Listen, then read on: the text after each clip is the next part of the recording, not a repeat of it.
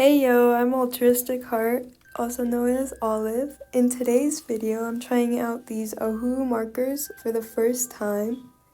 These markers I've been looking at for years, but I was only able to get my hands on them right now.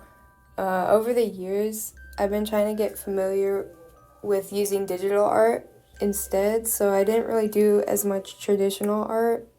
But recently, it's helped me feel more relaxed. And I don't know about you, but I get this excitement when I make something and it's right in front of me. It gives me that dopamine boost, I think. And also, I get pretty bored using one media a lot, so switching between different media is way more stimulating, and it also allows me to practice new skills. But anyways, I got the 48 color pack, the one with the brush and the chisel nibs on both sides. I wanted to start with some so I can expand over time. Also, Ohuhu markers are really affordable, and while using them, it's very beginner friendly. Probably the most closest markers I've seen that are very close to Copic markers. And I'm not a math magician, but I believe it's around 83 cents a marker, which is a big difference compared to the $6 Copic markers. The packaging is super nice and durable. I like how it has a handle, you can carry it around. It's very travel friendly. I also like how you can just plop the markers into the bag. I did have some Copic markers in the past, I think around like 2013. So it's been a hot minute since I've actually used markers, and I was young at the time and I didn't really know exactly how to use them that well. So I have a basic understanding of how markers work, but it's been a very long time. But the Copic markers came in like this clear case, and the casing had like individual slots to put the markers in. But honestly, I kind of like the Ohuhu marker casing a lot better. You can just plop them back in the bag. It doesn't have to be that organized. I also think the markers are very readable. It's very easy to identify. The Copic ones, it was very difficult for me to put them back into the casing. Even though it had a more professional look, I do feel like it did lack the grab and go mindset. So when I opened the bag, the Ohuhu markers came with a booklet and a page protector and a swatch sheet. I do flip through the booklet a little bit. I think it kind of just shows you how to use the markers and some other colors that you can get. I did order these off of Amazon, so they did come here fairly quickly, so that was very nice. They also give me a really good selection of colors just for like a basic set, and the colors are very saturated and very pretty, so I do see a lot of different shades of colors, which is very, very, very nice. And also a big thing for me is when I did show the marker off, it does have labels showing what's a brush side and what's a chisel nib. And also when you do take the cap off, it does stay on the other side of the marker. And I don't think Copic does that. So that was like another big thing for me, is I would lose the caps. Unless I'm crazy and it actually does stick on the other side. But from my memory, I don't think it does. But they designed the markers really well, so it does stick on the other side. I do find that really, really nice. I did test out the blendability of the markers as well. My sketchbook, though, currently is not a multimedia sketchbook, so I don't think I showed the markers to its full potential. I kind of just showed you what I have at the moment. But I do say that I think the paper of my sketchbook does hold up markers relatively well. When I do put the colors down, it does bleed a little bit, but it's not uncontrollable. So I can definitely control where the ink goes. But like I said, that's my paper problem. It's not anything to do with the markers. I did swatch them onto my sketchbook paper. I was layering it up just to see how much it would bleed. Obviously, if you do like multiple coats, it will bleed a lot onto another surface, so that's why the page protector is there. When I tested if they blended well. I do think they blend pretty well.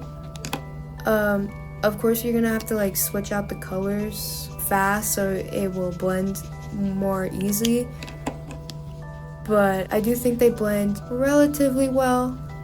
It's not too crazy. I do think Copic do better with blending, but honestly, it's not really an issue for me. I don't know. It's not that big of a deal.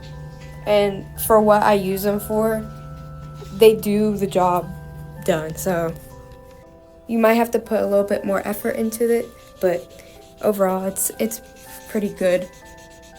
Now, I've never actually used a colorless blender, which they do have in this set. But in my thought, I thought a colorless blender would blend the colors together. So like I put down like these two blue colors and then I used the colorless blender on top to try to blend those two together. But instead it like lift up the pigment, which is really interesting, and I didn't know. I don't know if that's what's supposed to happen, but it did on my paper, which is fine, honestly, because I do think it's a good way to lift up pigment if it's like too saturated, but it does tend to bleed a lot if that's what you do. So you have to be very careful when you do that.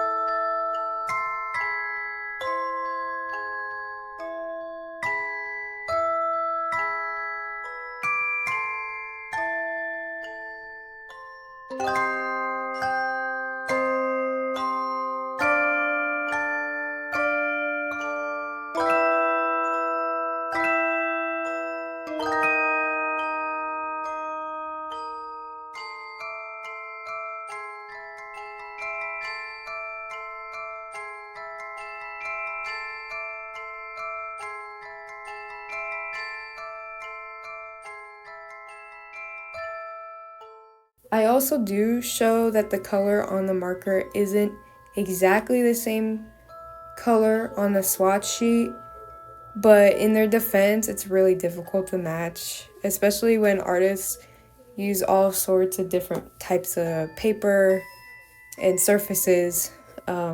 It's never going to be 100% correct. Like some in the set do better than others. Some it's very, very obvious that it doesn't match at all, and then some match relatively well. Going into the sketchbook spread, I wanted to kind of fall back onto my comfort character. I hope you guys are not sick of her, but she's just, I love her so much. I love her story and everything, so I decided to fall back onto my character Kaidi. And I thought it would be a good way to test these markers out because she's somebody that I'm comfortable with drawing, so I decided to test my markers out on her. I had a pretty good time sketching out what I wanted to do on the page. It's not that much of an interesting spread. I just kind of wanted to draw her.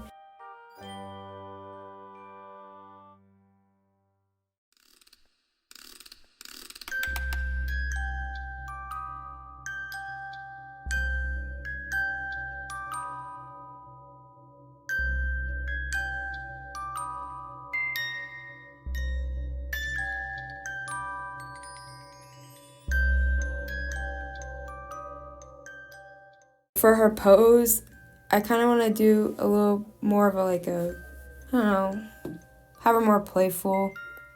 But I didn't use any references, so it is kind of stiff. But like I said, I literally just wanted to draw her, so.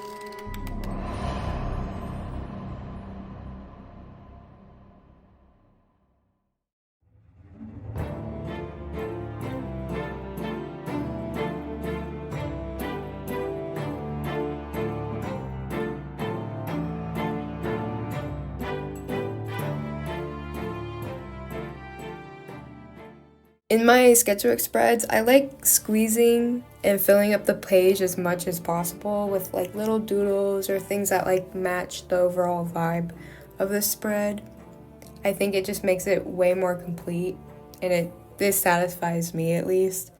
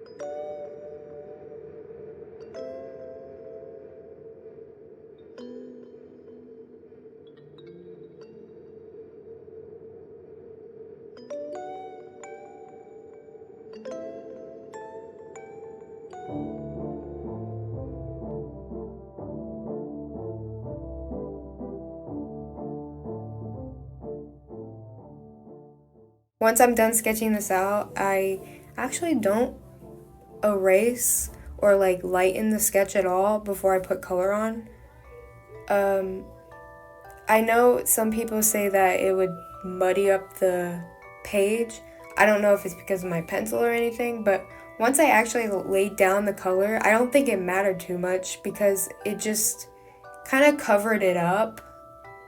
And I'm gonna go over it with line art anyways, so it's not that big of a deal for me. Since I neaten my sketch up, puts me in the mindset like I'm coloring a children's book or like a coloring book. So I think that's kind of fun for me personally. So going into this, I was very nervous, Stressed. as you can tell.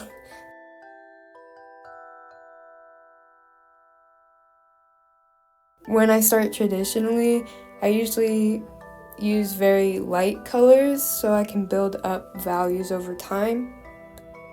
But I had a really fun time doing this overall, just coloring. It was very therapeutic, honestly. Just filling in these block colors was just really nice.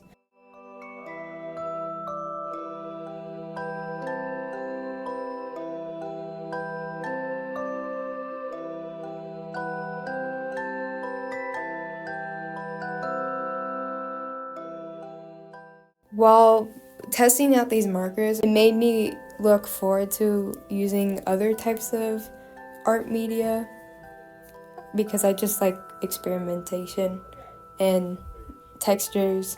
So maybe I can get my hands on some other things sometime and make a video about that.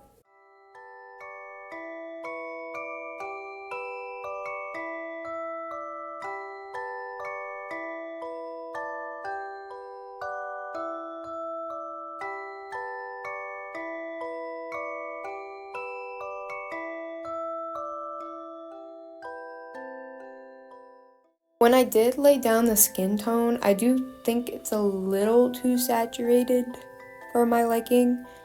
I did try to tone it down with the colorless blender, see if it would lift some pigment up, and it did work a little bit. It did kind of look a little splotchy though, which I don't know what else you could do for that, but it was not really a big deal.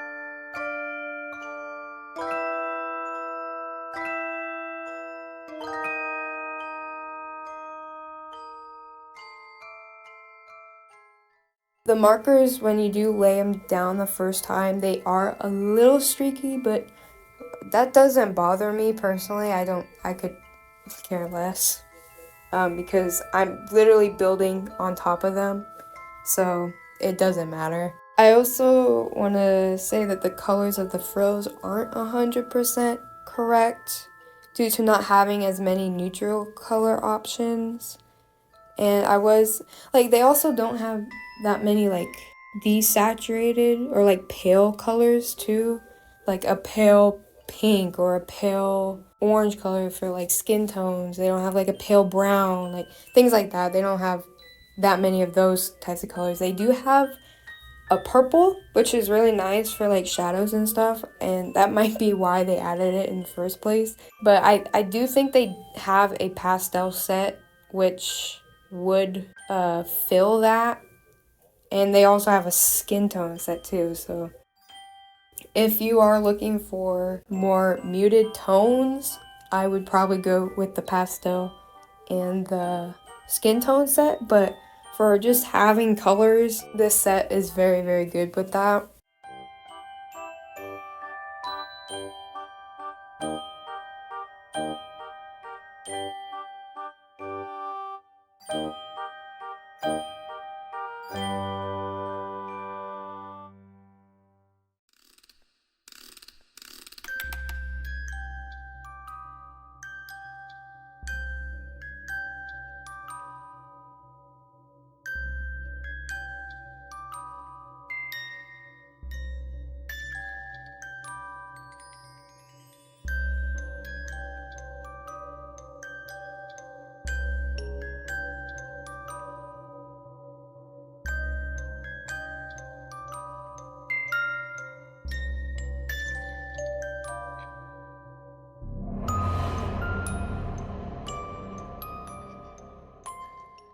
Also, for the blush, they also didn't have, a lot of the pinks were very saturated as well. it seemed like the red tones were very, like, more on the purple side, which is okay, especially for her color scheme. It's okay because she's more on the cool side anyways.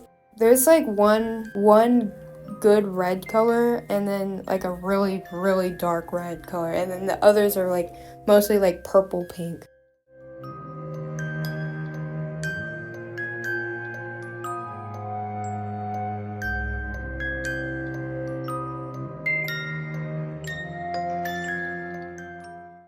I do really like the yellows in this set, and they only have one orange color, which is kind of criminal, but it's okay. They use very, very well on the starlit. I was able to like build up that yellow tones and added some orange that adds some more warmth into it, and I think the starlit came out one of the best things on the page, personally. They're very, very cute. So when I'm like getting towards the end of this, I did feel like I liked the flat colors more than when I added the line art. And it's kind of my fault because I added such a dark line art, I feel. I wish I experimented more on, I don't know, figuring out a line art style, because I'm very new to that still. I feel like the pens that I have are literally just normal ballpoint pens from the store. And they're like, they might be Papermate, I don't remember, but there's like a bunch of colors basically, and I use that for line art because for that, if I use like for this I used just an ink pen, and it laid down too pigmented, I feel like. And when I use ballpoint pens, you can build up the pigment, which I like a lot more. It's more softer looking, not as harsh. I do have an example of what I did, like testing these markers out again on a different little piece, and I can show you those as well. And I think I did tremendously better the second time. But then again, I do still like how this came out. There is, the way that I look at my art is, how do I improve for the next time? I like to improve on things and know why this doesn't look the way that I want it to look. Not saying that it is bad. It is good. It's good. It's just, I can improve on it for sure. So it's good to critique your own work. So that's what I do a lot of the time. And practice makes perfect. Unfortunately, practice makes perfect. So like I said, when I did use these markers again, I did a lot better the second time.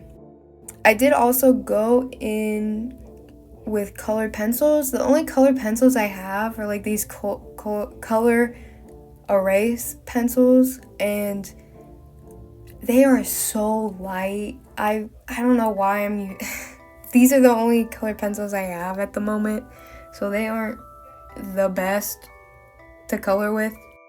But I've seen like people layer colored pencils on marker, and I really like how that looks, but I don't think I did it justice with it. So, but yeah, it's just a matter of fact of trying to figure out my style with this new supplies, and like how to use it. But I also added some paint because I like texture. I was trying to add some black paint around the borders just to give it something, and then I also flicked some white paint onto the page as well to kind of create the like dust particles. Oh yeah, and I forgot to mention, I did color the background completely black. I just like the void, I guess. I just like a black background. It really pops with the colors. I don't know. I just like black backgrounds. They're very nice. And if you haven't tried it, you should try it sometime. But that should be wrapping up the end of this spread, as well as this video. Do you like this kind of format of videos? I kind of just like playing around and experimenting with different genres. I'm kind of like not being afraid of doing anything art related. I don't want to stick myself to one genre because I don't know. I don't like it. Just like doing sketchbook spreads all the time. I can't do it, man. I gotta learn and do other things too, so it would be art related, but if you like this type of content, maybe I'll do some more of it. I should have put everything in the description with the things I use in these videos, especially the markers, if you're curious. Overall, I had a really wonderful time using these markers, and it's currently a art supplies that I'm obsessed with. But thank you all for watching, and may your heart be filled with creativity and childlike wonder. I hope you enjoyed this, and I love you all so much. Take care.